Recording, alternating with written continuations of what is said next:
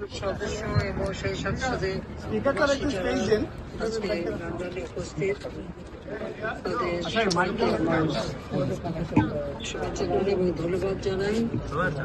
আজকের এই অনুষ্ঠানটা আসলে ভারাক্রান্ত হৃদয় নিয়ে আমার এখানে যোগ দেওয়া।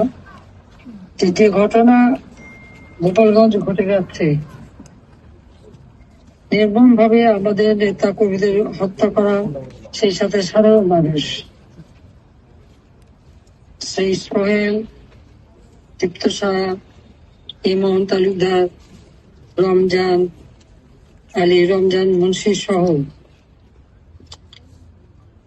এবং আরো নাম না জানা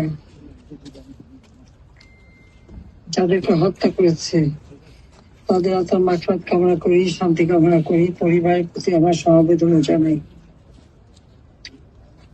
গোপালগঞ্জের মাটিতে বসে এই ইউনূসের যে বাহিনী, একসময় তারা সমন্বয়ক, এখন তাদের আবার দল বানিয়েছে। কি দল? ইউনূসের অঢেল টাকা ফাইভ স্টার হোটেলে ইফতার পার্টি দিয়ে